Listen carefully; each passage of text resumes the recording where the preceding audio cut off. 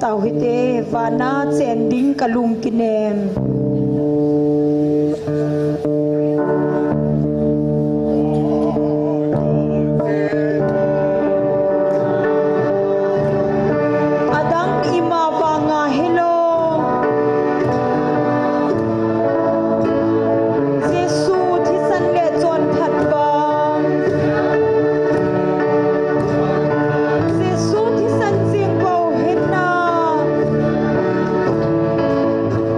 Krista sung pita agadi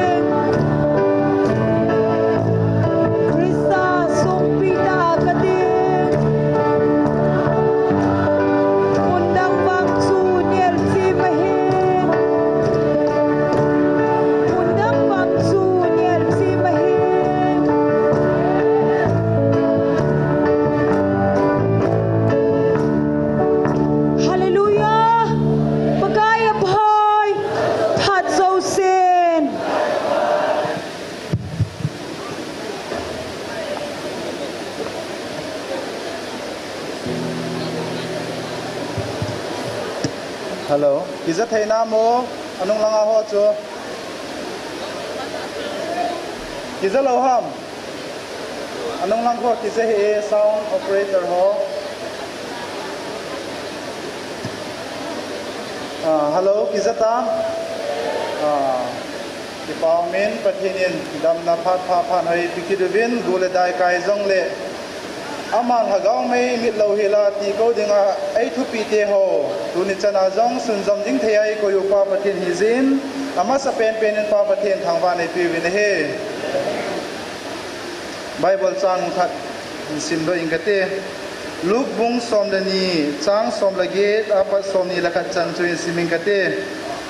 chuin aman hitin bowling e kachang sal cheng si philang ting asanga len jo che in sang kate chule kalau so zo si le kathil zo si chua chun koi khom inge chule kal hagaw za hagaw nang ma dinga kum so ta dinga thil tam ta ki khol a hi ki chol don lang ne nen lang chan lang nom sa ta inu min tinge ati ahin la pathinin ama za volung thimbe tu za na na hagaw na nga ko na ale thumu ahitai chule na thil go cheng si chu kuya hitan temati pathina dinga haulova ama dinga sum ki khola chu tabang chu ahi ati athu theng simna wa pathin bon sa wa den phathe bu pi hanlang tun ni kwai ki man cha na dingo program cham cha sim ha nai nei tun hi ni ko zagup le som gup da gup hin nei hi pi ho het chakil le tunia tauna ailam kai pi ding hi le gol hang lelem gmfdi among hentin pathen wa chailai sa pi ding hi ama sapena ni chi chin nu the them nu chong neu nu ning boy pa thang min len nu chin nei hing tunia pathen wa chailai mi gup min ai sa pi diu hi ti chu tunia ki man cha na dingo program som lam ta kain sim do hin tin ama sa penin taw na khat anamang kinuitin pathinin damna phat thai pizubin pathin ang swa ki pathu seina neiwitin e ma chang ki han thing na to neiwitin jing ni khuting le pathinin ama tein hagawa i hung bildi zibin program jo kitup che sa imu theyuwa pathinin aman cha ding al ha cha ho golhang roban hin evangelist thangnen se hin upamang neu hin evangelist no hin ama ho cheng jong taw bok muitin pathin e hung building ji jong ke pathu abon chan na sei kho muitin taw chei ni hi pa thanglalin hi nei video hin te iza thei no chuna ka sei ho cho chiding chen taw na namang muitin taw chei ni pa thanglalin nei pi taw vin te tu hi thei na chen taw na namang taw te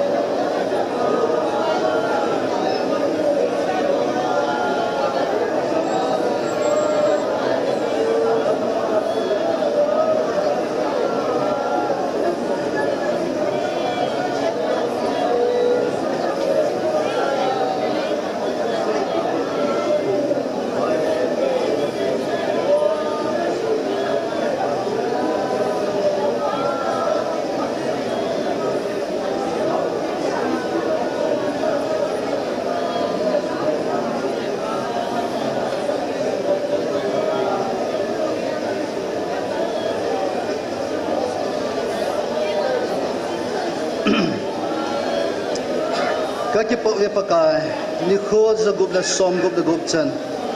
nang ai lut a nei puiwa punya zong gola dai kai zong le nang ma thupi te ho zui theya punya tong mol so the mi za dim se nanin puilun ta jivin hallelujah tin nabin lo pi sang tan ka thang ba punya vai hom ding in na ba chaila sading ho taw nai lam kai deu na chapu oi pule le ma he ong ki khom ho zo se ka bon chawa na thagau thinga nang dei banga taw do ding nang dei banga nang ba wa chai do ding in na phana ki bap sa in hat chunung pin pakai jesu krista na min thing pana no ko ma ka taw khom ho he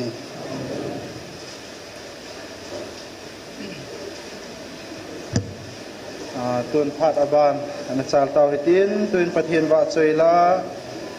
isa pi dingovin ama sa pena ni chi chin hakitin ni chi chin ama hong masa penin tin ama ne sa zo zo le aban hin zom dingin nu thi them aban le nu chong neo ama ho thum aban manam ki tha dingin ama ho phat ke hin pi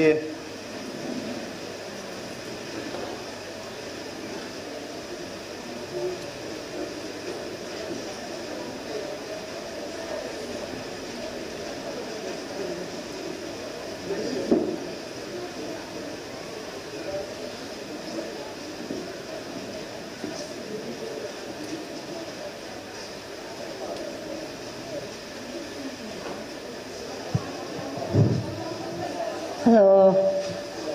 Amasan itu bang pat pai pio. Isim pau hingai lu pau pakai thang bana pe bene. Tu ni tu. Thế ngasa dia ka cikut bal bolle. Ai thei kit tai he tibe.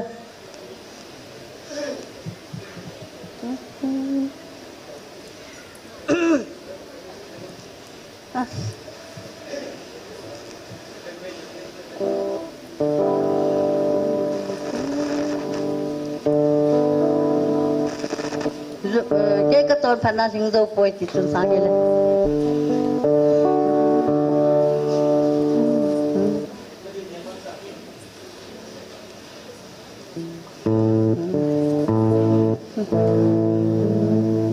Thế chứ.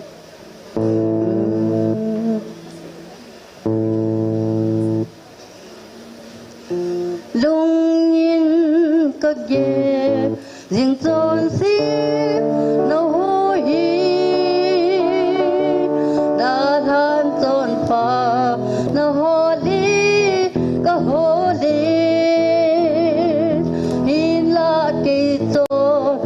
nan a tình dâu po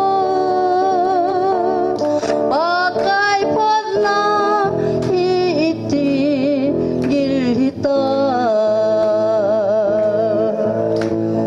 cái tôn phật na in a tình dâu po ba cái cô số cái tình a thi tu ta sanin ke ding ahi tiga he itun tun pa hadam na tatang ta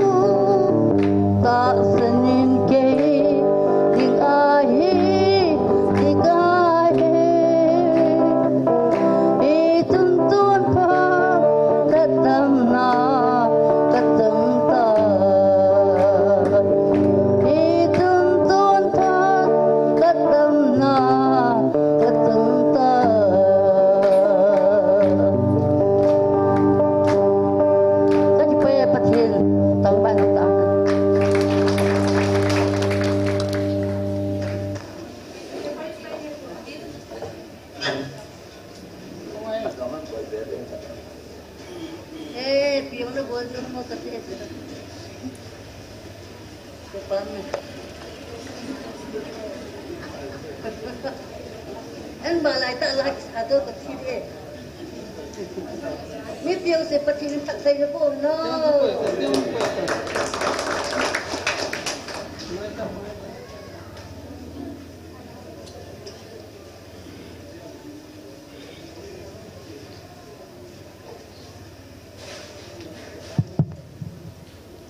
Pakai vợ chơi nên ingin Krista mau kahi tila chinsang.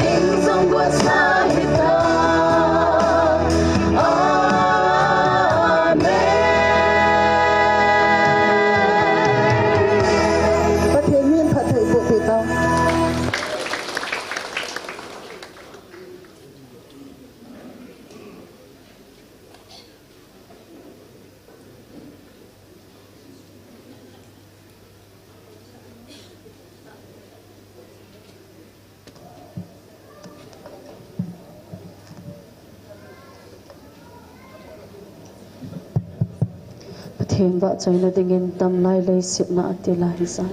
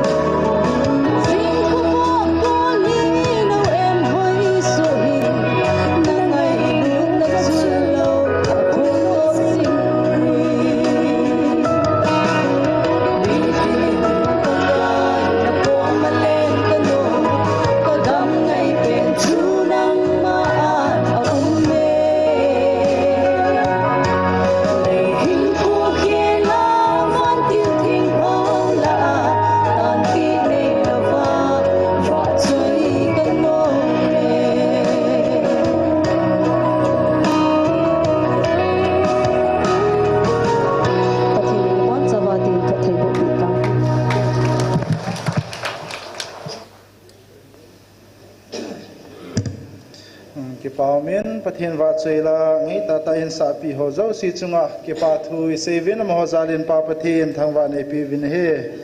tuin pathian wa cheila in ngai zom na lai dio hi in abana pathian wa cheila in sa pi ding win nu chi nei hing aman hung sa in tin aman hin sa zo zo le nu ning boy pa thang min len ama ho cheng so ban banang ki la ding in ma phat ke hin pi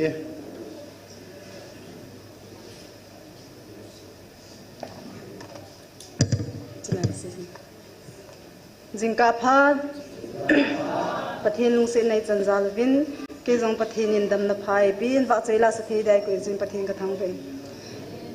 jing boy jing ka chan u ta ka hin sa no ma hin ta san cha te ti gel phau hi te nin lung lam chu hi tai ti la chu kan san de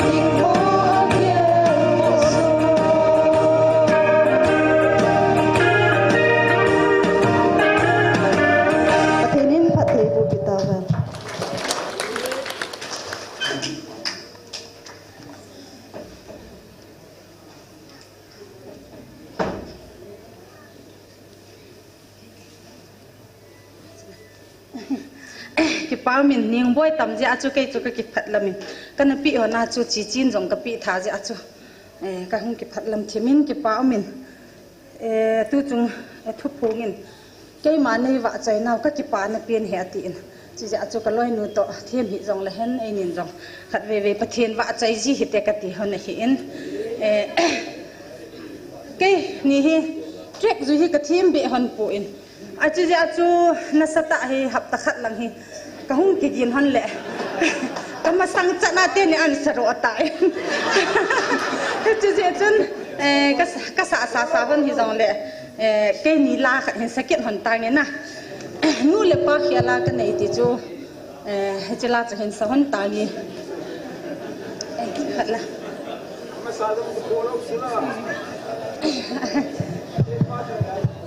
pathian wa chai na dingin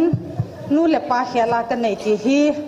tu lai ta he ke ni ko condition hon tang ki to cha na he chilai ka hung hon hi ke ni bo hi ka hi jeng hon hi la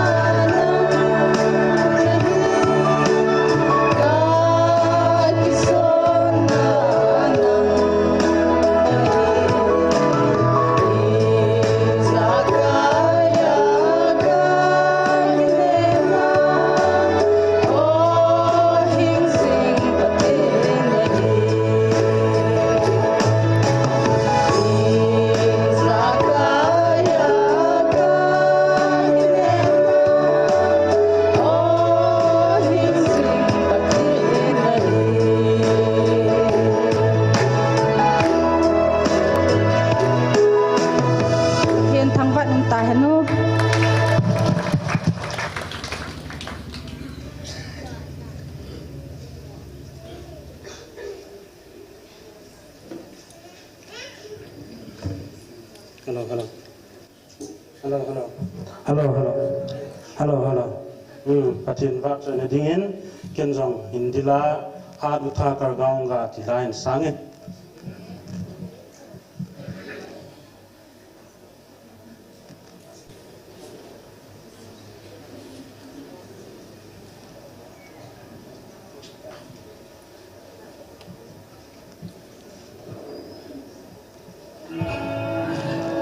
Hello, hello.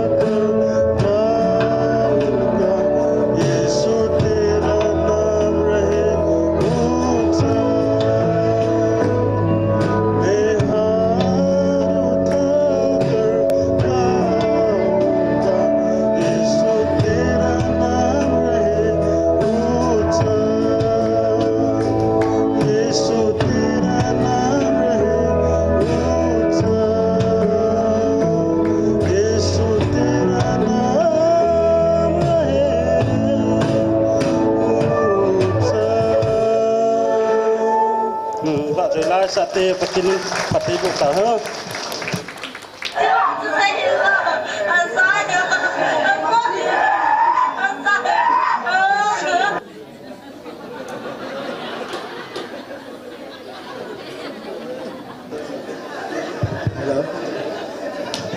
agent an pu do ki ta ta la ka vet kin cha nge ki pa min pathin wa che la ngai ta ta in sa pi ho zo si chunga ki pa thu se venam ho zarin verin pa pathin thangwa ne pi kin vin he ki he sa nom chu khat seleng jing hi pathin lagaw in hing building phat hi pung khat hi in sia chu ki khop phom pha do hi ngai ngai ya pung som la khana ki khop ki dir he ti chu i he sa hi dong le vela kan sei kin hin tin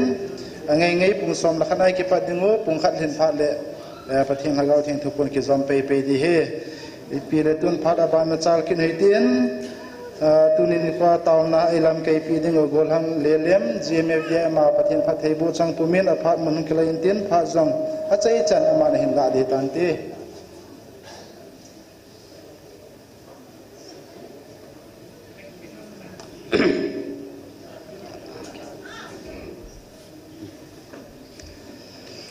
Hamasan tuni papai pi wa ipa patin thangwa nu men lang suting leta sansate ho hichilai muna hung khom hitata online aza ho zo si amasan ni pakai Yesu Krista minin chibai kan bom masan he ki paumin phat ini tam na lai win na an all mo hi win lang thu ka sei sot ji lawa hin gang chal chala ka sei ji chom cha cha ka sei ji bo hin na tunia jong hi asam buchinga ka hin mat di kain sel hading nana ki hop khending he lahin sa ulela sa anu minna ke kan sa etam ka ti lela oya pin lana sa ta lo din din azau la ibono ai sa ding hin na tuni hi silaimuna ka hongjin num ka samong bong pui ti kha diwam na isa de lo piu na henge ki pa men hung je bin num sa chu ke vi ka num ka sa in tunia thilimu ho hi midang tam ta amu theilai hot imu hi na pathen pathe bu nei chan ho hi mi tam ta ka chan theilai ho i chan hin mi wang pha hi ve tunin ka su pi te hi chilai mun hong khom ho hi koi ma cha hi alen chum aneu chum kim lo i pau pathen ni bon sa wa ngai lu na ki bang so ka ya e ngai lu na hi ven na ya chutunia he hon zong pathen ngai lu na lang thu ina sei tho ta win long i sei ki tho ding wa hi in na tuni hin takipa de senin kem sakat report ga bol ma sang ka tin ministry ya pathen na ki to na ti na ki chi to jingin ki chalai mu na ta san sa te ho ni tau pi na zalovin hi chalai mun hin ministry na to na ho zonga chi hazingin machala tamta akimu thein a progress akimu in na tuin zong pathen dam nai pi wa phal phai pi wa hi le jingham thai ham hi le hi chalai ipa ma in sa na pau continue theding akium tai pathen thangwa na men lang na hi chite ho zo si hinang ho nei ki thupi na zaluwa I ho I taw na zaluwa I machal the he Hitchelitis able members ho GMF de members ho nading in kisapen chu latrine ho toilet ho elo la well ho jong chu chai na tan to ai in pd pen chu ki panding ta je in na to nin zong sumla pai skim ha I macha hitya hi sa de lawa hin ta sanna ki kal sunga hin jeho jere pathin na hin na in yu pathin hi ama lama ki ngai tu je ngai ta su ki chi je ngai hin tu hin zong hi chalai mu na pathin ta san sa te ho mi ki phalte ho zala chu ta sam na ki tong ngai hin chi je ngai hin zinga zong hi ki pandit ta je chun taw nan ni ha gel do ki lo chun ti ka no movin ministry ading in taw ki nutin hi chalai mu na tong ho zo se mystery ho hi ta ta ai lo le hi chalai minister kai no him hima na tong ho zo se tu ne atha ta be taw pi dung na sula tu ni hin ama sa pe na taw le dim poi khat lama sa tin a zo le thupi ai lut pan ding hin na holim na chom chai nei ding taw ne man ki ding akala le wa chai lai sa ji ji ding hi chalanga bo wa sa wa hi le chalanga nung langa to ko anana suman ji win na tunihin mas pena tam poina kan seinum chu a hi le hichlai GMF DI members ho adingin ni tapi la chun kanumin ke ho jong thasinin ha kha khat kahin mangzi na win a hin la ki kai khom le ki pui khom hi ha sa he zengin na ni da nga chu amla mala ka ki pui zin ta ki pui zau ta lo wa hi in amma ho nga he tia chun na ho ki thu pi na zala chu achi mandiu hong mandiu wa chun na ki pe zizia ta chu ki umzi hi in tun zong tha le ki hung khom ki dinga hi in che ho zo se ho hinang ho ke ki thu pi na zala zong hi tia ki ho zong taw khom ma ka hung thei zizio hi win che chun na chu chu ki pa thu kai se ki na he ma ba na zong pan nei la pi jing na lai dingun pakai se su min kaung tiap ki no min tunin zong hichalai ministry a hichalai muna taw na hung lo ho zong ka su piu loi la pai tam ta ina taw lo wa chela sa thei ta lo mi tam ta thina in amat elo le thina thim no ya uma mu thim gama na na lai tam ta ma hin hicha ho do a salwa di chu hichalai ministry ki na hi in na chun hichalai ministry adi mong in khalve tu ni hin taw la hen kanu min ministry founder te hin family hin evangelist hin ato khompi committee members ho so si zong a heaven tu ni hin hichalai ministry ma chal na dile pathin thagau thing umpi na tibukim la ho tam ta thagawa mat na hin dingin tamnan nei tin kanumin dinga chun tunia thilpha imu pa mi tam ta na mu loi je chun azole la khan na hol pi win lang na thilpha imu bang he ko man mu thailo ti pa chu itama sang hichala chu khabe sautin ne cheng la lungil ta hichalai ministry dinga ai sa i taw ding thil da dinga ai taw lo ding he ye chun i thilpha imu pa hi mi dang amu lo pa ki pa na pa hi e hon zong apachum the pena imat tho thing ding wa he tunin taw ne kanu min he ye chun dalam kai te ho nalem chang len pot nen in tho piu vin lang thilpha imu bang he ti chu kumna chuna chela chu kha dei saw tin na taw na masa peni ministry a dingin in sa ne te chung changin hin lang ile ministry members ho adingin taw na kha be nei ute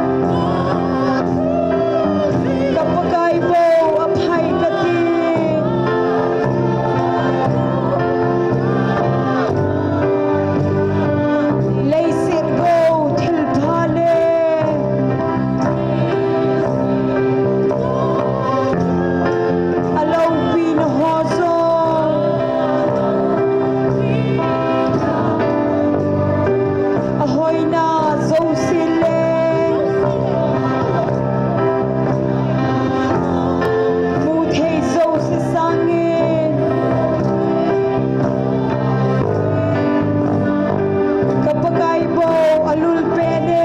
Amen.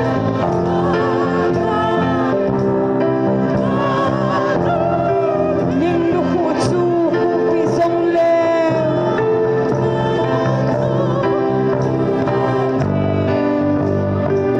Thil pha imu bangi.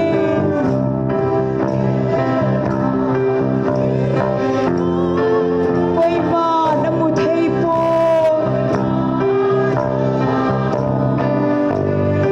Ipau gam thil ahi.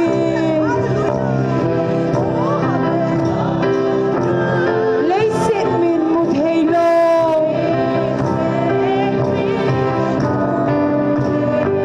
Ei khen pon te ima chan zong.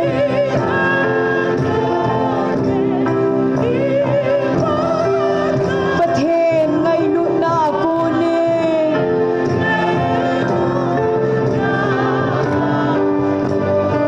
Asan ze sim thei lo.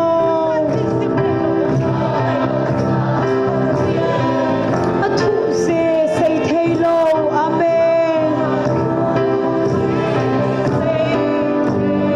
Ngai lu chung nung i chan. Aman sim thei lo chu a hi e. Nang ho pa na mi theng te ho.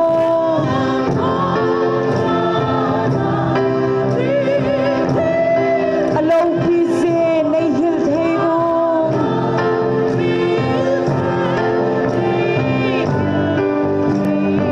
Lấy xét amang pandang.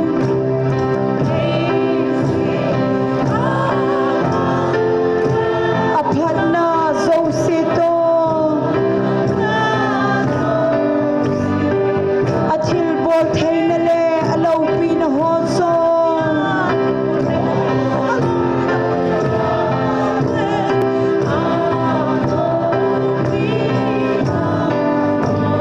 Lấy pa cha hi achul si tai.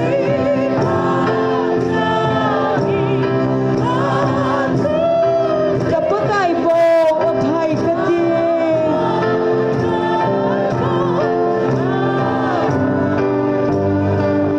Asan ze sim thei lo.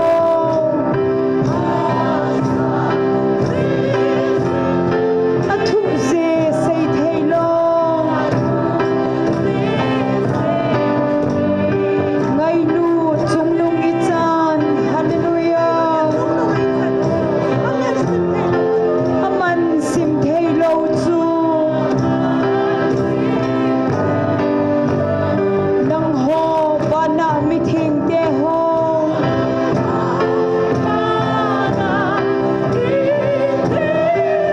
Alo pi se nei hil thei lo.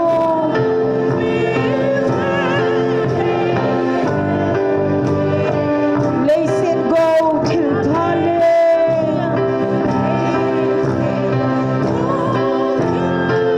Alo pi na ho so.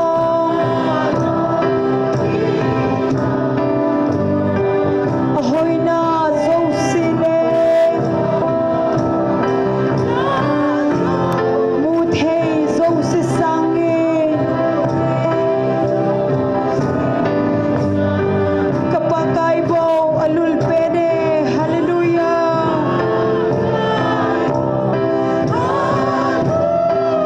Nim lu khu chu khu pi zong le.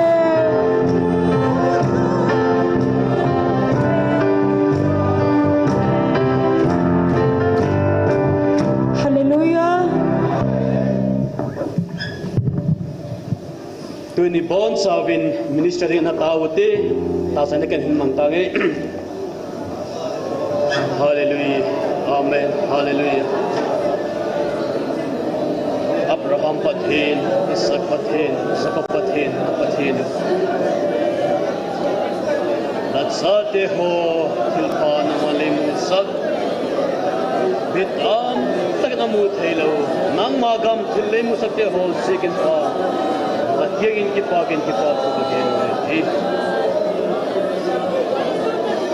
Tunihin hepa sal he pilangai lute ho lang kang kun khom ki tu he GMFDI Gospel Ministry for Disabilities India members ho nangma la khu hi zegen to ni namin lopi ka hung chawe ki thoi tu te nga chi jing sagla pui tu pathe nangma la hi zegen laki ki pa tu ka genu he baba na lele pina ka kine mui he pa supide ho isu bio tu bukim lo members am ta khagawa hu na changal na lai heu atak sao mi phatalo maleo athagaw hin ko hu ta ma amnegen to ne hen taw nan gel daute taw pe singote members so adingin ama ho zong pathin mela mu ba van gam ni ko ting la ibon sa ba bang ko pia ki mu tu kining he hilinga santu ne hen Zimep dia members so hitlai mun hong thai nai lo tam ta om na lai be hong nom jang le hong thai lo mo be so ading tam nan ha ko pen ko kin te amen hallelujah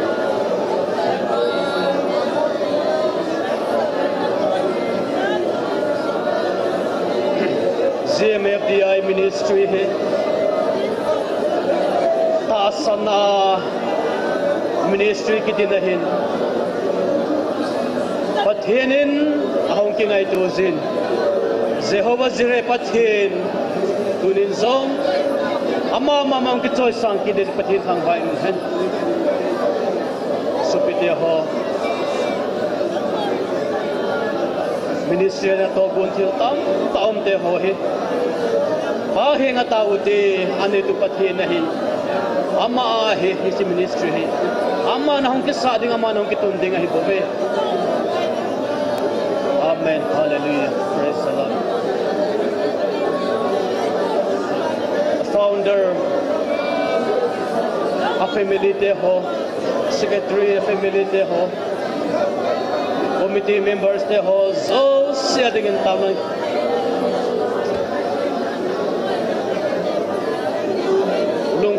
thakana pathina ka to komuba pathin le gam kele na ma agamang thai ki bukim lo adia tam ta hui gam de gen to ni hin pahinga taw kin te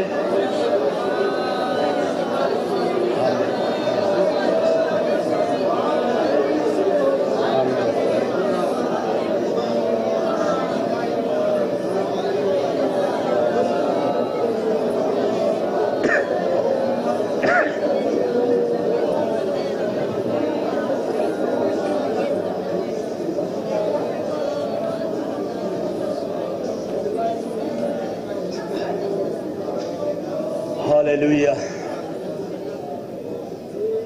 Jehovah Jireh pathin atsate tasama koi ngei lo pathin nangma kanei jekul laki ki patu ka genui ze ministry hepa nangma an la dinahi taksana ginna dinahi gungchui nangin laki et kola nangin lapuya tu tiga ministry je tiang le puya to ki pakin ki patu ka genu hi tuila hepa a happy tu te ho elung sit tu te hole je ministry ngai khok tam tak la mi te nang mala koi khesing la king ki pak tu ka genu hi mabana la sep ding boli tam tak ta gong na lai we hi in sak di ta hel la helo la hepa mabana program chom te ho kem ni tai la thil chum ka gong gal te ho hi nang man le happy jing hel jing la king ki pak tu ka genu wi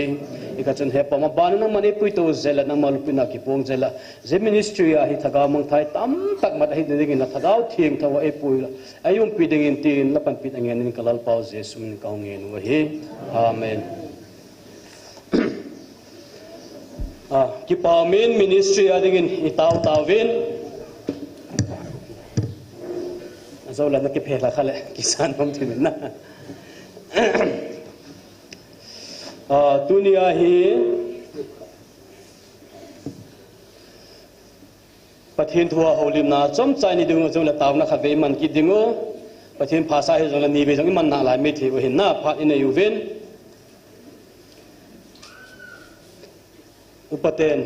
ana sejibin thu jong la jong thu na a thu ki se zo se hi akai ki sim hin lang hi le ni lu mai sa jong le sa chai lo ding o hi in na la ki sa ho hi chang khat chang ni bo chang khat chang ni ho ki sima ki ji do ki sa ji hi bovin ai la tunin tula pathinin kalung thema thu asai khan aumin bible ka be jingting le hi kalung thema kilang lang jingin hi chalai muna phat akichan kiting le ki seitan te tia cha ke jong kan kilung gela ai le ta san lo be khanin zan hi chun phan hong man de ti le ke jong ka hungin ka ki pain pathinin pha pai pi vin na tunin ikimuto theyuvin ke jong tu hapta pa chu in sung langa boina thina man na zia hi tia hi ki boya chala ha kil hai le le je chun de bang kong thaman poin na ai pila tu ni huna pathian thua til ko na chom chai man na dingu wa hin bible chang simdum kanein hi chi ki che ta so dengin e pawa dengin na pastor thangne hi ga chiling katin aman isimpi le kanumin Isaiah panite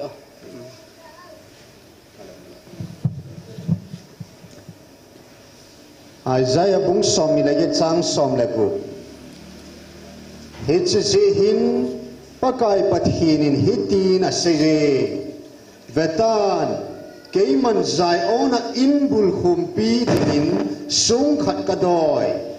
patip sa sung inning sung manluta inbul humpi det ta ahin ata san chan chu kikin no lo hel ding ahi x Abadin sol sa bung li chang som nani chan simnge nabon sa bin ki het chiu chule Israel mi zo sin het chi han nang hon thing pela na khat beu Nazareth Jesus Christa pathin athi hola akuna akai thau chu amma mina chu amma hi na anguwa dama dinga ahitai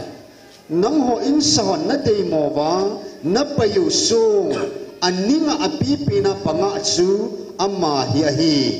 chule koi madanga hu hingna a umpui izina mitile vanoya mihimla hu hinga ium na dinguwa kipia mindang amindang in umpui ati ki bible tu thing sim pathe bu pe hen lang dunia thupi chomcha kala num chehile aninga sung na cornerstone sa pawa chuna tivin aninga sung tin chomcha holim na nelan kan nomin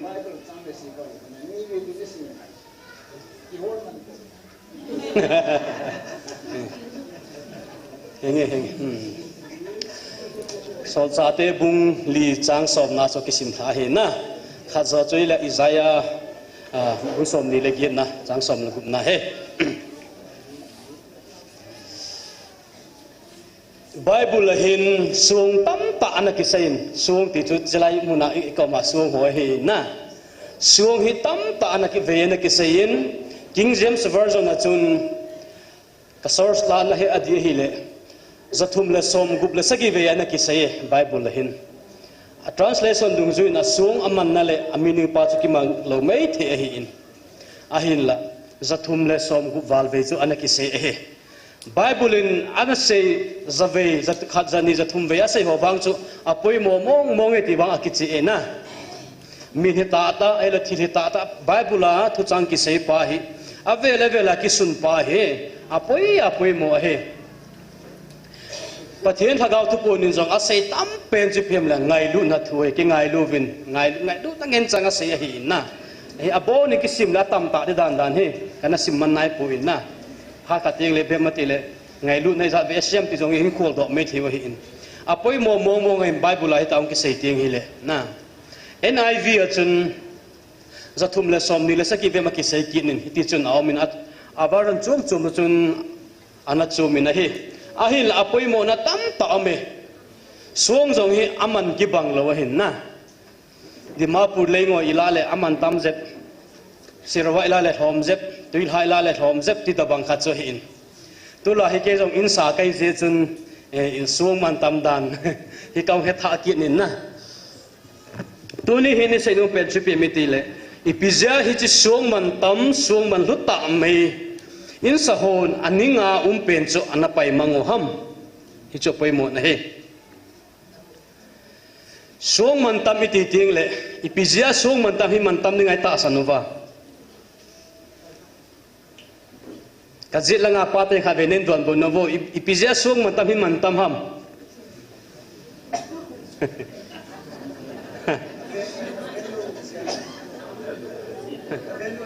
avelu na nuten lah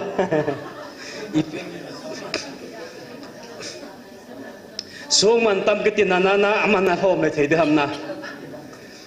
che je suang mantam pizza mantam ham na seidan chom om hin hin la alhang pikhana chu suang mantam kiti he thil awang pa kha na hi ja ki mo mu zen zel lo ja chu thil mantam kha na hin na avelu sang chu adi thawin a hoina amoi a hoina pa khu om kinin tengle ama hi asathei la wa hi na ye chu pakai jesu christa jong to suang mantam mo na kiti hin ji a elo thil mantam thil man pha to suang man lui na kiti hin ji he ye chun pizza mantam mati la amantam je mantam ti jeng dung hin na aza na bangi hoin hebe po na hin la aman mantam hin e ho in mai ban ki pe le le jong la ipia ki jang dem ke ki hello me the hin na je chun tu ni hin suang mantam hi pizza mantam ham chu hin sai ding ho hin na hichilai bible hin vel tam ta na ki sein look in zona sein mark in zona sein matthew zona ti zona sei de do vin na he in sa hon song an si a song pa adelo pa chu pizza na pai mango ham in sa ting le song phum an ki phum te in foundation stone a basement ki si ma hi in na abul ki put na hi in ki za thei na chuna hichu hi in tu ni hin hichi suang phum dinga chun malai mi te hon jok chun Israel te hitata Palestine te hitata ina sa te ngule ji lai suang measurement suang edit na va pe pawa chun etchet na atina kichi ma zengin hichi suang akuna chu measurement hoi ta kila ahin ini sa di teng le suang chu akitungin aninga chun suang akikoin chu teng chule a leveling hong ki bol tovin na a foundation hong ki pat di teng khole a angle hong ki la to in a diagonal hong ki la to in na aning ka di nam te hong ki khol to chana he ta chu in ki sa hin hita in ki sa jing la ya chu hi chu van noi le se na in sa te hon ana payu khat ana chu hi chi song pa hi apoi mo ma jing in he bizem ti le hi chi song a in ki te lo ta po chu aleng jin adi lo jin al hu ji ti akimu na he hi chu ta san na kho vela jong i ta banga in ki sa aninga song poi mo pen pa chu i pai mang kha hi le in chu chim the hi na ye chun zol le in jong ana satan zayo na chun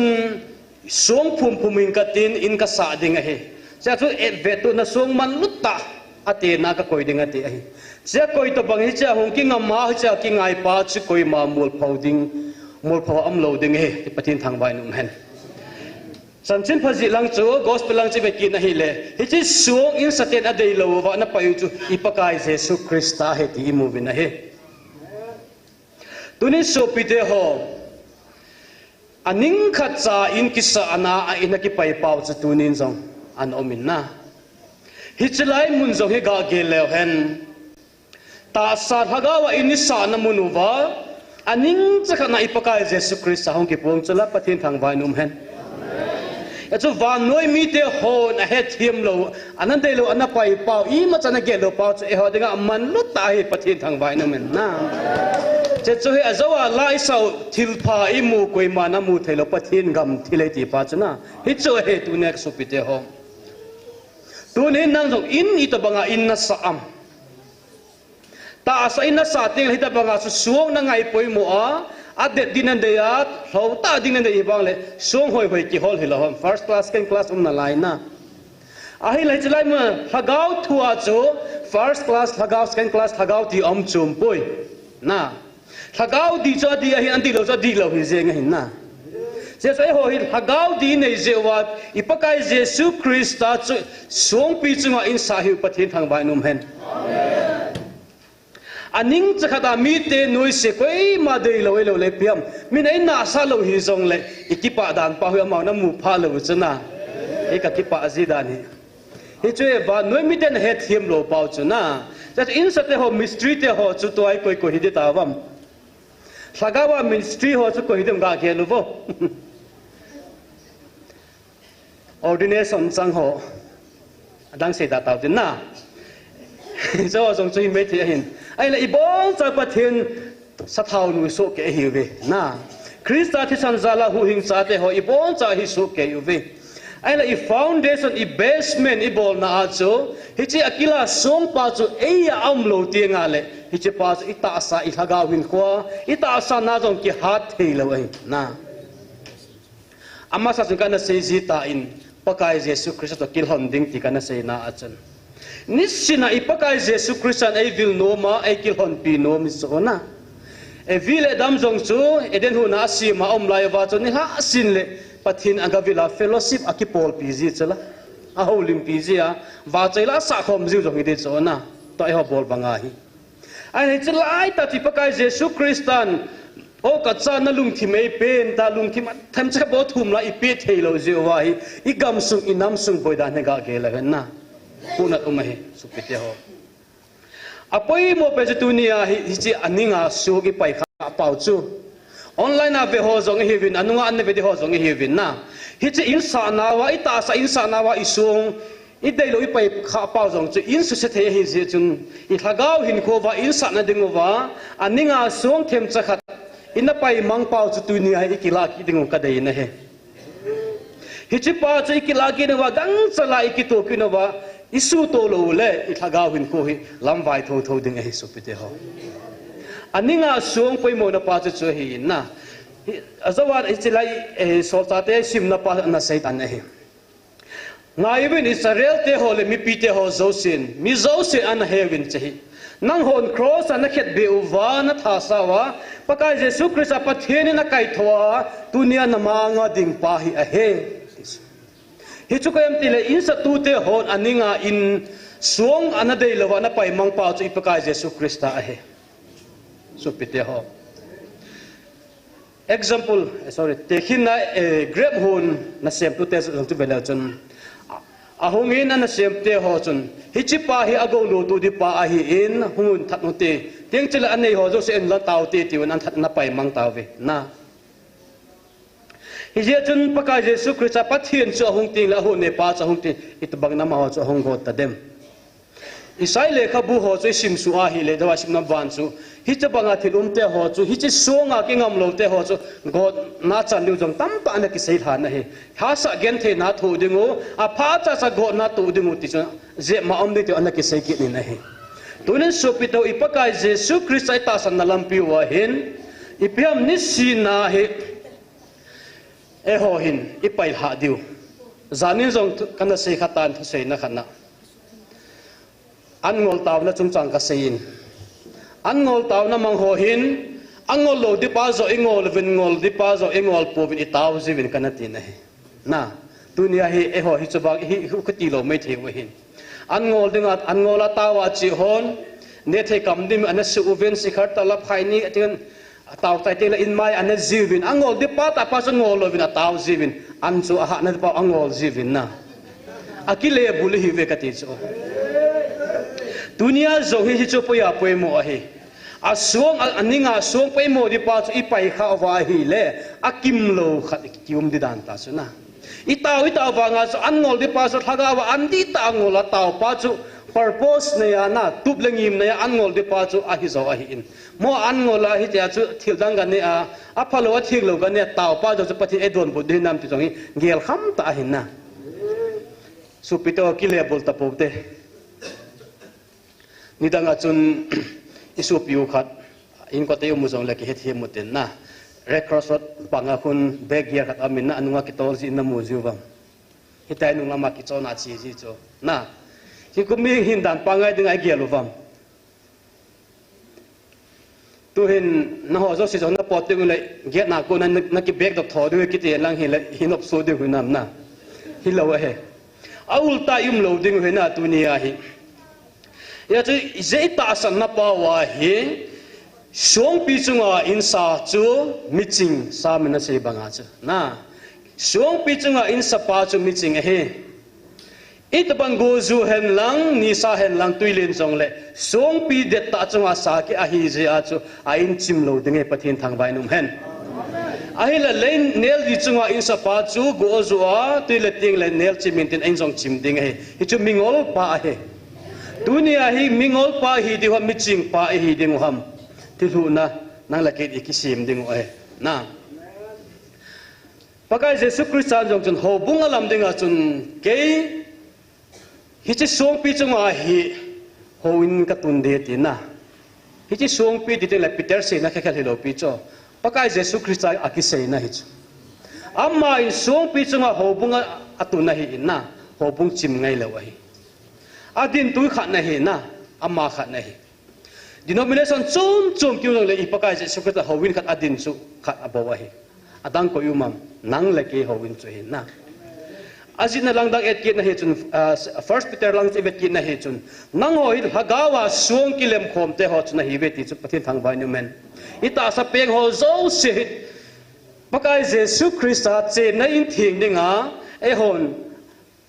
kisa khom ki tu khom ma he te chu mi hingaung ki sima pakai Jesu Christa pathin hing che na a in thing dinga kisa te chuna hi beti pathin thang bai na na su pito hi chu hi jin su agil tai geloten hichi aninga song them chaka iti bai mo pai ta pote Christian hin khwa ta san na hin khwa zong hichu hi me tante na khoti tante ta I ma cha ina gelo ho chai ana pui mo cha cha hi chula hichun tu ni hin atha ta ben gelutin tunia hi ipizia mitam ta mystery ho chun na thagaw la mystery ho kitab te het him jing ove na hagaw lama mystery ho insa ho chun ipizia aninga sung so na payu ham hichilai muna asunga pai jewa tu san ge ai igaminam dam ta ta thelo chulana hichi isong pai pa chu ikila ki no wa ngai da mikit hu mu wa ipaka Jesu Krista ko ma hichi ako na zo a basement a foundation phat tai bolo wa hi le inamu kitung zo lo de he se chun supite ho tu ni hu na hin ta no khat anamang kit notin na hichilai hagaw mystery na tong ho asung apai pau akila ki theningun tauna gelda ute point number 1 na setela ain sa uzong chun nel di chunga in sa hi lo dungun taw pi ute setela song ta song pi Krista song pi chunga in sa hidingin tunhin igama dingin taw ute na ta san na hin ko Christian ko dingin taw tin hagaw mang thai tam ta ho hi ita san na pa wi Krista sung pi chunga ta san na ki phut de dingin tawutin na Krista sung pi chunga kadin mun azo ila sa kha pa chu khabeng sakit nutin na tila taw na iman ki ding he tu hi wana chen ding ti pa chana hi chu sa ding hin to ta na poi kan se chu igam sunga dingin Krista sung pi chunga ku ki cha te ku ki zo cha te ho Christian cha te ki phu ki bul phua in sa thi dingin tunhin tha ta ben igaminam hola cha ho ipakai na to naw dingin tha ta ben tunin taw kinute ading the ding mote lungil ta hi chai na sapte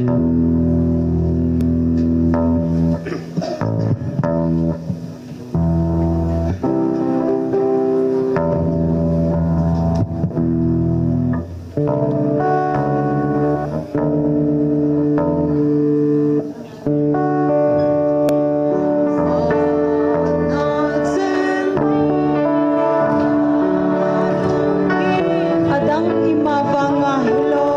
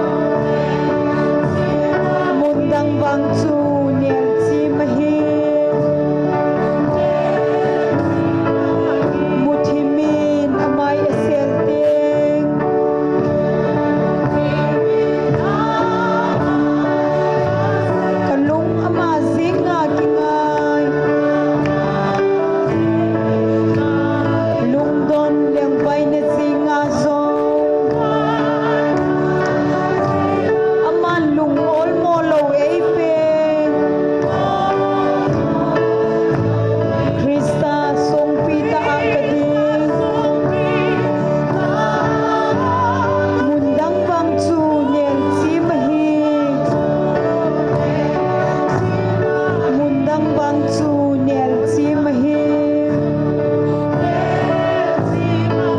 athukip le athi sanin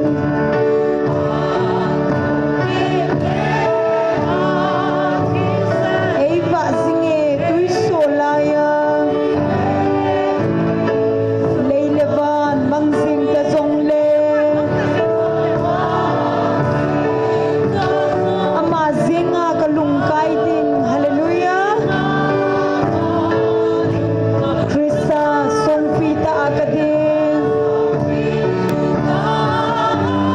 mundang bang chu niel chi mahi amen mundang bang chu niel chi mahi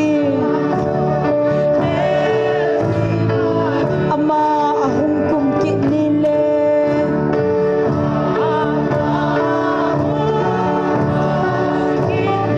ka ki von ki ma thum ha ka chuan phat ei hung tu nan tem alal do na anga ding bin Krista song pita akading mundang bang chu nel chi mahi mundang bang chu nel chi mahi vana chending kalung kinem amen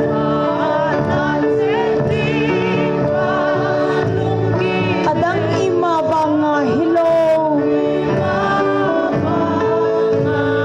Jesu thi san le chon phat wanga hian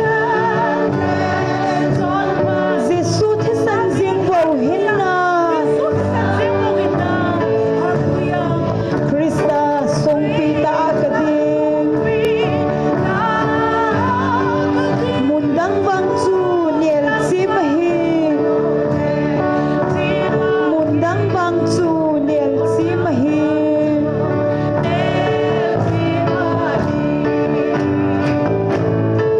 hallelujah Tuni bon sanan tau kinute azawap tau na point kan se hoju geldo pumin. Amen. Hallelujah. Igam inam ibena hile. Hagawa gilgil dang chanana sakta om tane he. Supite ho tuni. Iho la chaho adingin tau te. I pastor evangelist hobu pa ho adingin tau pimte. Ama onsong pagkalingam na sa takilit tayo ba? Krista song pichunga hawin kitumpa hawin atun dosin dengan tapi ute. Amen. Hallelujah. Praise the Lord.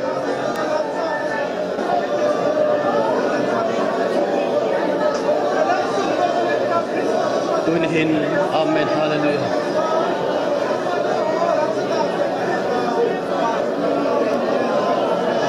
Amen. Hallelujah. Amen. Hallelujah.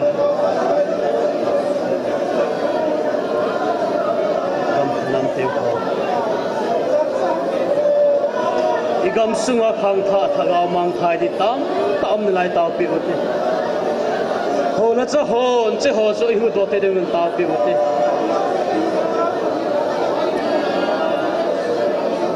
Amen. Hallelujah. Tira tim noya to jing na lai ho koi hon aga hu do de mu ham. Nang la ke hi la ham tu ni a isu pite ho. Liching pa banga Krista so pichunga inisa wa hi le. Ta sana ki pude da de mo he. Tichu hi la ba nel di chunga inisa wa hi le. Ilam vai ding wa isu pite ho. Igam sung inam sung zong tichu hi boy ga mahita. Krista supi chunga inam itun doki digun taude. Amen. Hallelujah. Praise the Lord.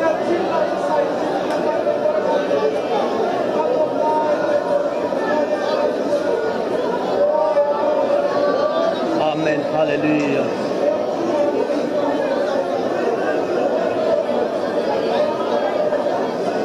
Amen. Hallelujah. Praise the Lord. Thank you, Jesus. Amen. Hallelujah. Amen. Hallelujah.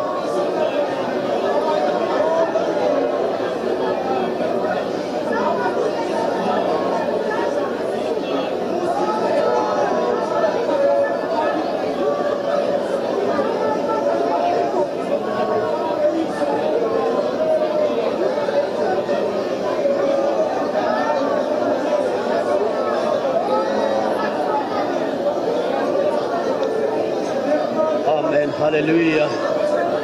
Aninga su imatana gelo te hochu. Hagau hin khodinga poi mo pe anahizin he. Isetudin iti phana iti suang chu indi pai mangu ham kinung la dingin patidinga tawate. Aninga su gi pai mang pau ipakai Jesu Kristus dunia ikinung zot kilo wa hile iman tha the supite ho. Amen. Hallelujah.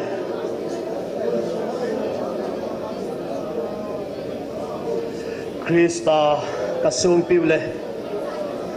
Kakingak now, kakidin now, kakibulpu now pathin. Jesu Krista nang maganay sikul laking kipak tu kageno he. Tunin hepa kagamsung ho he. Krista sumpian taasan na ditang may nang makipup. Katom tag si kagamsung aboy zaw tahi. Lunse tagmain hepa. Nang ma kiwading apoy mopen. Kagbulpa na dingwa a basement a foundation ng apoy mopen. Nang makalapay kagzikun langay dam makangin kito kahi. Kanampum piwa kahikil na naman ingay dadungin pa. Lahepi na makahungkun uy. Tuhin hepa ging tute hohin. Nang makalatay tom na kalanusi now nang makalampay paimang namunwa patin nang man ikaw kitin la dunia pa nang ma Krista sumpidata hinale ginna fudatedigin zetang muna mukhom tele lanam mi tele degsum nang malanam tel tehi fudelesun kanumu ahe ikachun tunela kembula kahungkunu ahe Krista sumpidet ne thedingin kabon chaun malai som ningin nalopin na hong kipong zelingin tin kalalpaw Jesu min kahungen no he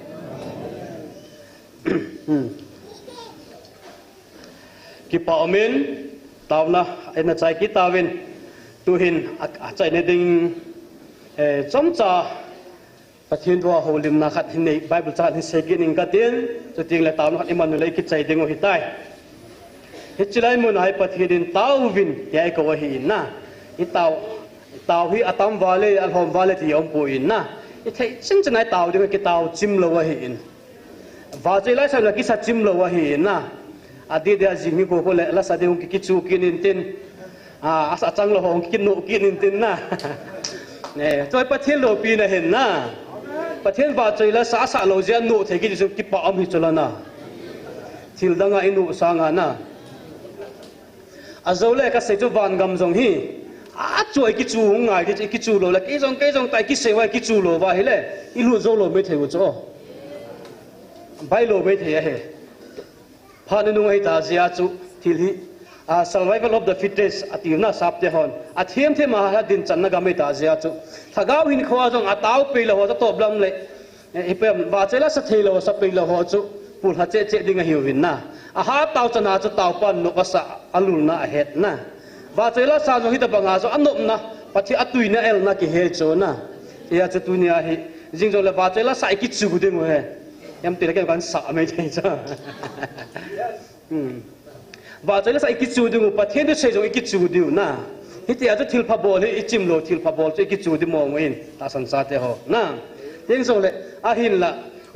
la sa ma lo je anu a bera bol ho bang se thagau tong ki to ki lo ngai the na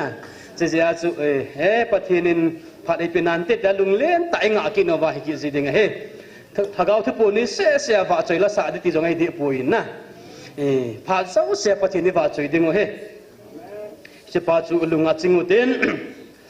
azo wa chun kana sei ta in aninga suung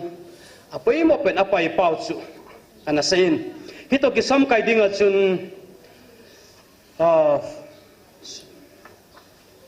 Bible chakat hin sei thojeng tang ka de 1 Samuel bung som le bung gup na su ibet su hi chun David leng David thau kinu na chu hi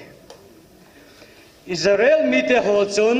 leng ana thum vin pathin henga pathin apui hoina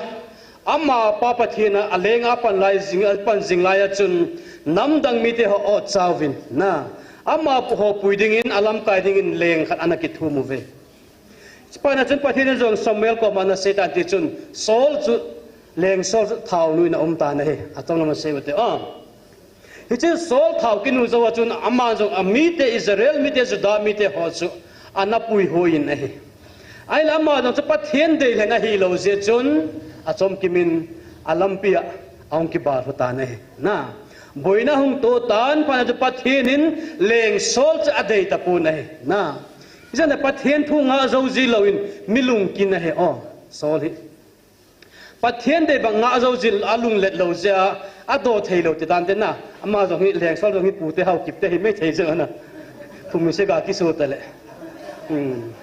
pu te pau neu te ho hi le wang cho an nga zo mi thei he na chu pau neu zo nga zo lo de hen na pathin o an nga zo ji lo chai pathin na ma khel ji cho na Saul in zong hi cho he hi che je cho dei lo pai ha om he e ho ta san ta te hon wang pathin o nga ham te na do ham te izet iveya edem e se se hen lang tam ta mini pang sai jong lew na pathin nga o te e ho hin to jong hi taw na wa cho pathin in ata san la wa che bol hen lang hu sa hen lang ti hi lum ge lo hi cho na i ho lim mu le chai sei do num lo wa kan sei do thu hi na i lum gel zo si wa chu ata san lo adem ho ho akeng na hen lang lu na hen lang ti polut le ti wo cho inga le lu cho na ai bang pathin aphat hen nai nga ha mu te na ta pi u te ai le tunia je aninga song to ki mana kan se num pa chi pi ham pathin a deil hen hilowa Saul mi te hon etun phanu wa chu na tunia jong pathin de hilo e ho mi tam tai tun phanu wa hi igami nam hi hitabang hi ve na se tam de om boy ahi la tunai se nom pen chi pi ham mi hem lung gel ta pathin lung gel ki ba lo na ka se nom min he Saul akil ha pha na chun pathin in thiembau Samuel ko ma chin lang Bethlehem khuwa Jesimo Sate la thau nu di khat na ome na leng du ka tun pit in he ve te tan na he pathin de khat om tan na he chi Bethlehem ki ti pa he ka se nom min Greek Hebrew anakila hi na Bethlehem ki ti chang tha house of bread na chang tha in ti na khana anaki sei chu hi in hi chi a hi thil thupi ta pani hong kun do omin na abul pat na wang chu agim ma gim ne ha sa hi na hin la ato ma ga wang chu thua thupi a he ipakai Jesus Christa jong chu Bethlehem bong ina anaping in na hi chilai mu na chu khosa mi ching te ho ga chiu wa chibai ga bu wa thawa ga nu chu na chibai bu na chu che chu jam chu ha lu thu bo din hi ma banga chun David jong hi chilai pha na hi Bethlehem dai pa ma gan chinga om hi chu na hi chu hi chi Bethlehem Judagama dingin na neu pen puita jong lai sa ji hulo ham na neu lo wa he hichlai mu na o churu champur khopi sunga GMFDIS komundum na neu pen puita jong sa ong ngai de na ipizem tile pathen khagau thiam ki pathen zil na hi cho na Bethlehem ko neu cha kha chu veng la jong es komundum veng neu dan ga gel tawo aninga khadi ke ding la sum ki sep la aning khat ki sep phamei thei cho na David bai song se ke mai la ki sep phadi cho ai banga su pathin het hi chula pathin thang vai num hen Bethlehem khu zong cho neu wanga pathin a het hi chula na hi chi leng so la pai ha pha na chun tu hin thau nu ding Samuel zong a chi tan a ki cha na hin na leng so le na he le that lo the ma ti na hi a hin la pathin thil gun wang so gui long ji e su pe te ho ki cha po te na tu zo e veng biding Michael Van Til cheru Van Til im so se pate koi pita au chula na ipidang ipoi mo bew ham na dan ki poi mo talo pina pathian in Van Tila jang a hap pe pen e koi pi ta wa no kam dim talo pi chu ai la poi mo pe chu pathian thu ni chu hin na pathian thu i som de pa so poi mo hin ai le ja ka se nom chu je si cha te ho chu mai cha ma siam zo chun Samuel to je ang ko lu ta vin a he ama sa pena chun jasi chate ata pen pa Elia na amela mel hoi ki ta banga mel hoi mi the cho asan dan song na a hoi dan cho as Samuel hi chi hi lo la ko hi di tam che thau nu de tai ti ai la pathin a hi nai poi pathin thang vai num han I pijan pila pathin in avet lem hing mi ta ki bang poi ki proof na he e ho zok inga lel zivin I bolum chen hi la pathin in pathin he vai ge ngai lo pathin ne na hi ba na chun pathin in pi ha ma se amelin ve in na apin in ve pathin thang vai num han ipakai Yesu Kristus no kipu na dinga chun amun amu hin heng heng lang hile ibola hechala es komun nom thamol kom pa ai gom ko pangta inset de duwa kipu de ham na hilo cho aum ho cho hinga veta wo ichala kaloi ho hi na hiti ki je sun he sei be de kim lo he na ha be bo chan drama ki thole kan dop thima hin pha khat ting la kan bol me the hin nan drama ki si in tin ne pa ho kung fu ka bo sa me the ahila hichipat pije mitila pathin amun zonga thengpun na amel zonga ve poi mi apin dana ve poi hin ave palung thim ve papathi pathin thang ba nong hen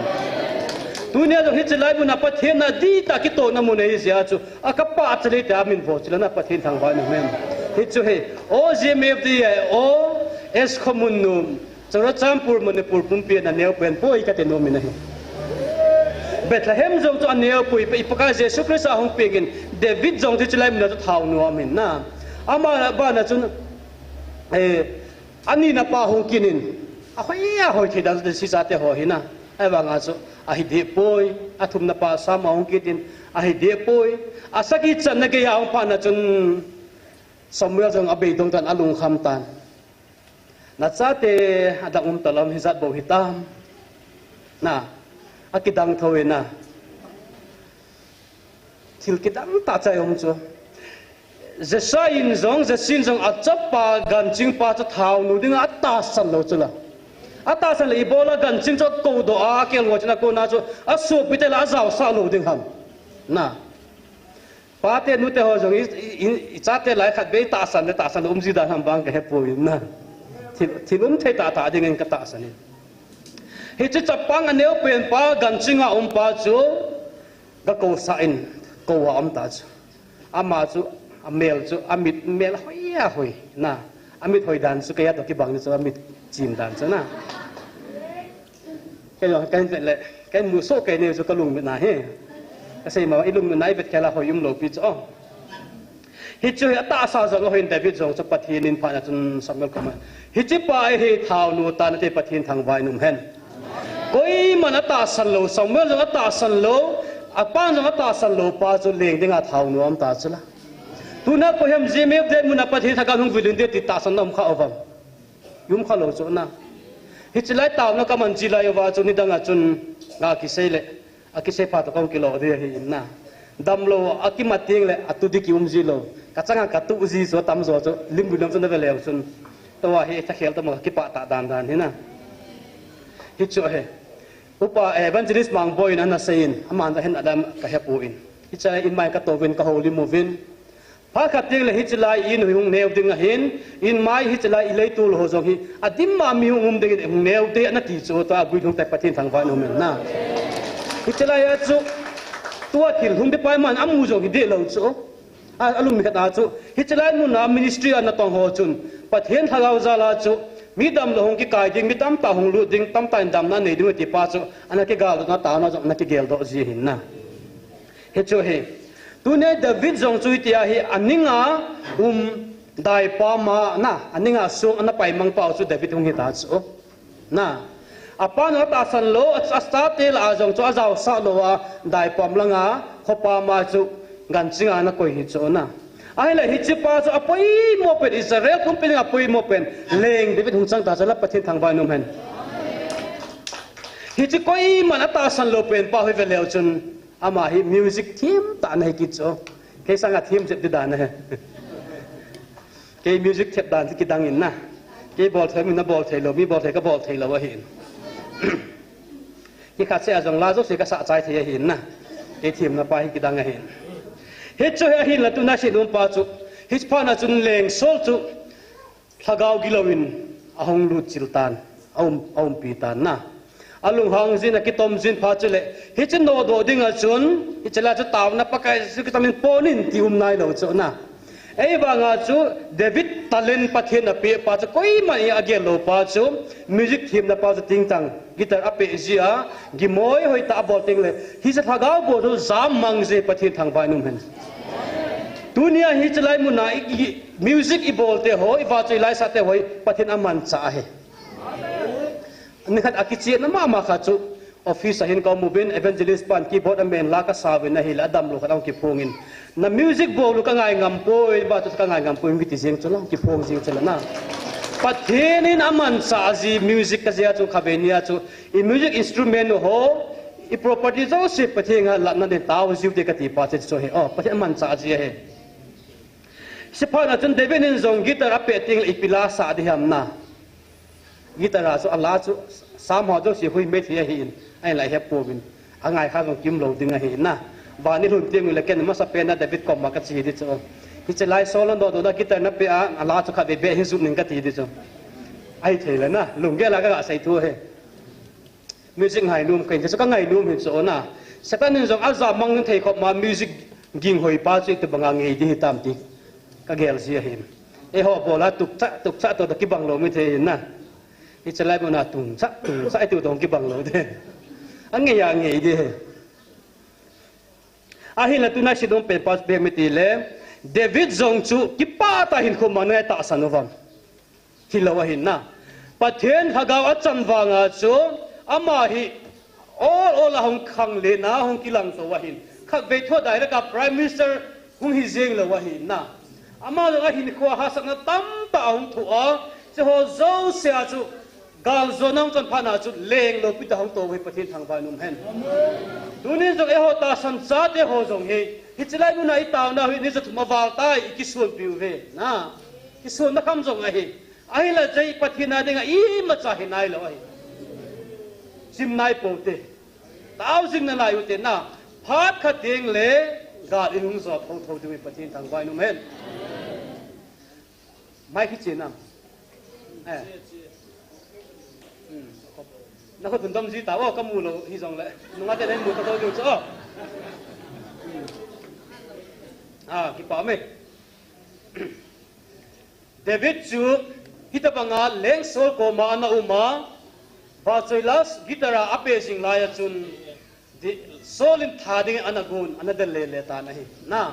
pije miti le pije adelham apoin hong ki pat na pa chu Philistine mi gal do ding Guliat ha masanga ding ding mi ang ki holaya chun koi ma am ta pu na he ela pathenin alem go nen David chu au te be thadinga pa na sol na agat si kitan hichi pa na chun hichi Philistine mi Guliat hung ki kau tho o aza pa na chun ama he alung hang ma ta na he hisa panga chapang chakhat milen ta vanoi le sina le pe ama ta banga len koi ma am ki talo Guliat ha ta na tam se ko ri ha sa wai na ise nom pen pa chu pe metile I bola David na ki sa lo ham I pa chu he hi chin leng dinga pathirin thawanu aku na pathen hagaw ama amita chu pathen thang bai num hen pathen thagaw ichung wa om te la ipi ki cha nu vam na I mai ki cha lo chu la tan jong po ni ti le po je hi lo ham na he chu he pathen hagaw chinga na to a ha na pa chi chu hen I pa na chun David in achi in lekpa ko masayuvin koi man aphal ta pove hiti chapang khat chim sanga agadin di pa chu hiti ajo se te pa na cho hi le galvanin kivan ta na tiu chula leng sol pa galvan api u chona amas pe chat but ta lo chula hagaw gal do dinga chu hiti ta asalei sit galvan hi apoi mo boy ti sinum ne he hagaw gal kap dinga chu AK47 poi mo lo pia na hagaw gal van dinga chu pe mi apoi mo chele Bible poi mo chula taw na poi mo chula na hi chu pa che dunia hi dabe jan lungkil ta chun hi che ho hi kaya dingin apat chum poi ka pa kiel mo ka chin lai chun hum pi ba kai ka thanin sabom ka thanin tin ka omet amai lama ki expose ta chula na pa na chun na hi la chetan ta so ata asan lo pi koi man athidinga so lo bo so anil zo lo pa na ba chuna David chu minil hata hi di chu koi toi te khen diwa minin ha thoi nu te he da je mu te na cái mà cái mấy thầy cái dòng cái này cái hạt bầu cho cái phụ tê cái kilo thâu in đến na những cái hạt thâu he bây giờ mấy tỷ lệ thì ngã số lùi cho tạ bia na ai vàng à giúp bác cái thằng gạo thì ngã trong phan à cho thằng gạo vẫn xây thà cho là na bây giờ kỳ cho lâu ham mà sang ngã gulian million mi hạt pa sang ngã cho anh nói ding Michael Van thì là hạt rồi thì cho là phát hiện thằng phải nôm hen thì chỉ hagaw bantil Michael dunia he hon pipa so he pathin yang ki pa tu sejing ding ai aninga koi man i mal chana ge lo pau chu mi zo sina ki chat israel ki chat gulia tha tha ko ta chala pathin thangwan men na lui sunga che su a suang tang isat alu ham chang nga alu chana isat amanam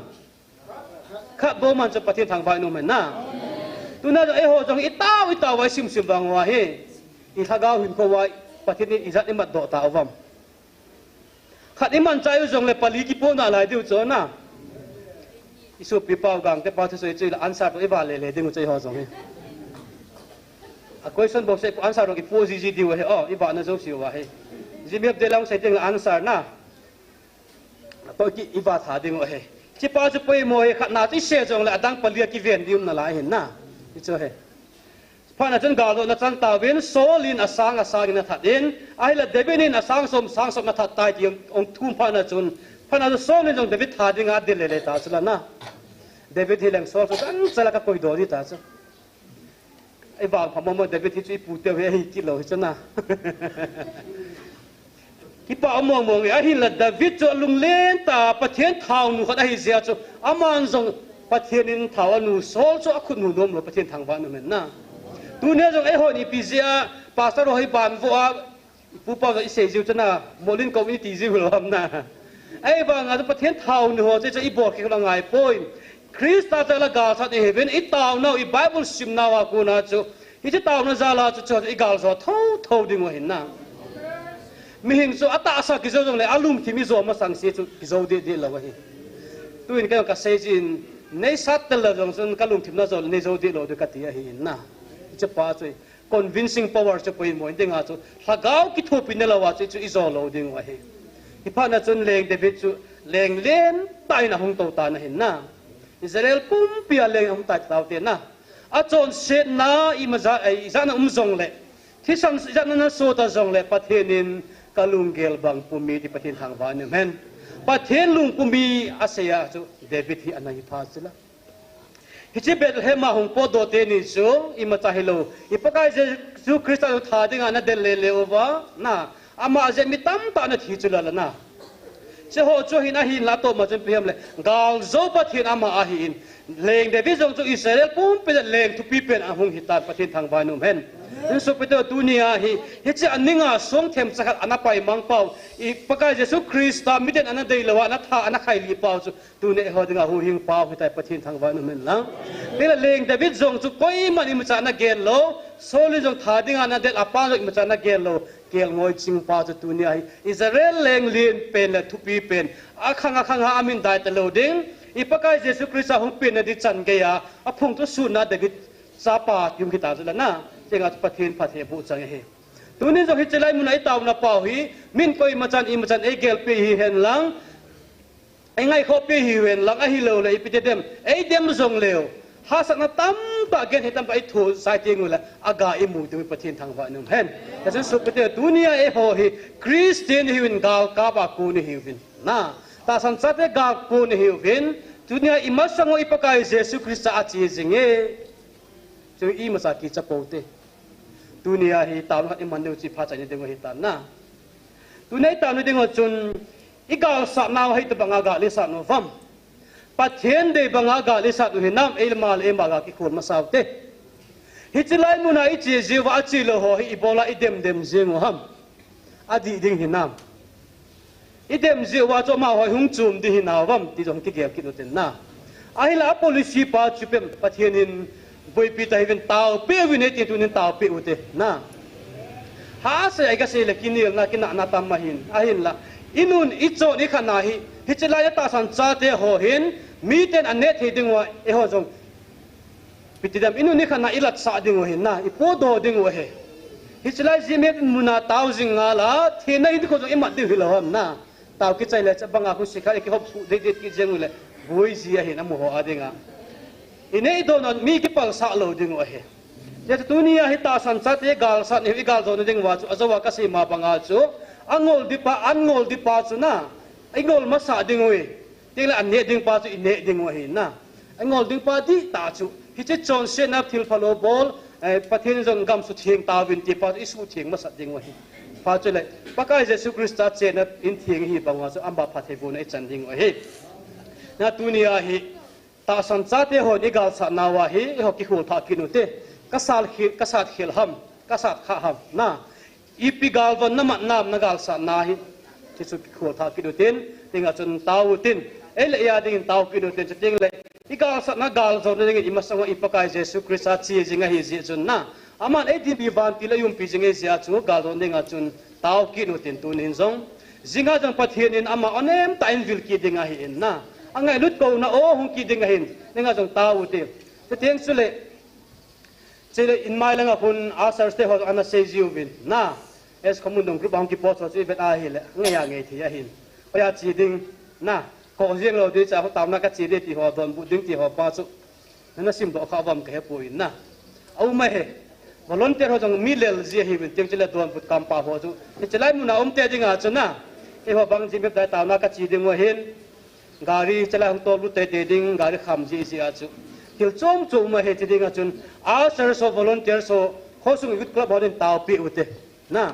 ama jong lung len ta he chelai mun na thagau pathin thagau thupu na hi sia chu ama ho jong chun midan jong hi chi ga pa chu ane de ding ba chu taw nan ama ho jong gel da ute khojit khobe jong taw pi ute na in sa in hanga jong ata san lo jong kium dinga hin nan taw pi ute na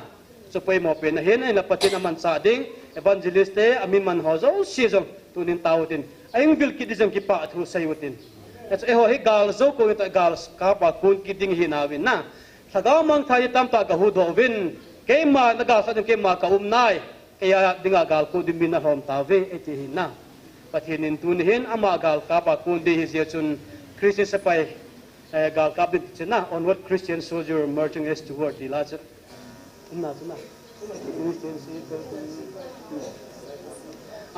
hitla chu ipon chan lunggil tain ki pip na pumin na gal ka ma kun hi je chun jing do la gal kap ding gal sa di hi ve de hitla chu sautin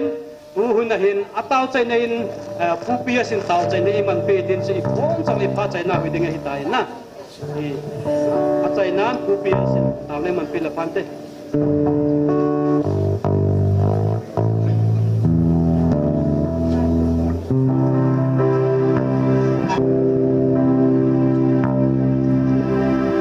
Kristen sipay kunun gal sa din siwen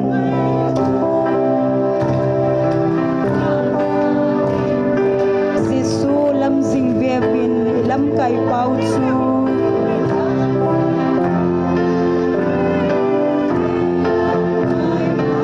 leng krista apuntay sa dan gal sa din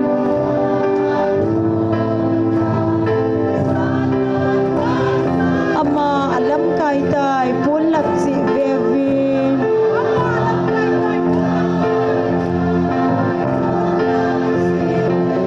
Kristen si Paikonon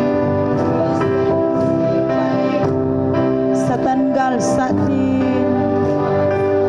si sulam sing Bevin ilam kay pautsu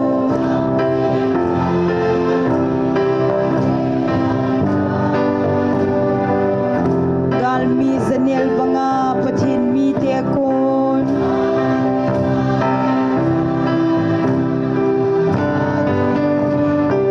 mi thik ho china nung zuya hi ve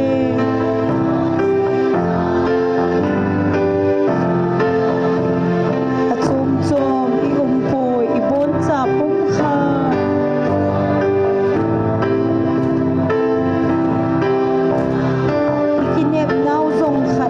nau khát bôi